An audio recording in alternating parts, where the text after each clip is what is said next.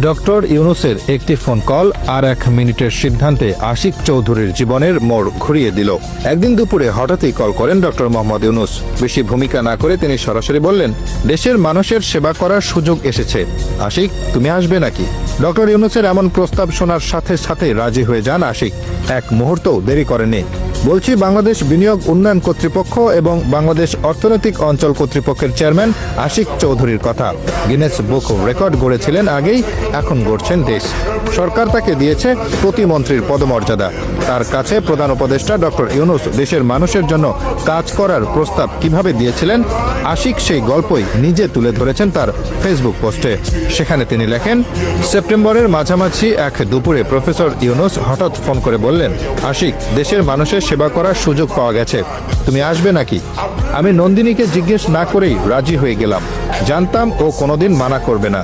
সুতরাং 59 সেকেন্ডের এক হোয়াটসঅ্যাপ কলে আমরা সিঙ্গাপুরের বিলাসী জীবন ছেড়ে ছুড়ে দেশের পথে রওনা দিলাম বিনিয়োগ উন্নয়ন কর্তৃপক্ষের দায়িত্বে, বন্ধুদের ভাষায় বাংলাদেশের চিফ মার্কেটিং অফিসার হিসেবে। গত 1 মাস শুক্র শনিবার সহ দিনে 18 ঘন্টা কাজ করেও কুল পাচ্ছি না। প্রায় 250 সিইও ব্যবসায়ীদের সাথে কথা বলে বোঝার চেষ্টা করছি তাদের সমস্যাগুলো কোথায় আর কি করে তার সমাধান করতে পারি। নতুন ইনভেস্টমেন্ট কিভাবে আনতে পারি চেষ্টা চলছে। ফেল করা যাবে না, আমরা জনগণের সরকার, তাই প্রত্যাশা অনেকটা জাতীয় ক্রিকেট দলের মতো।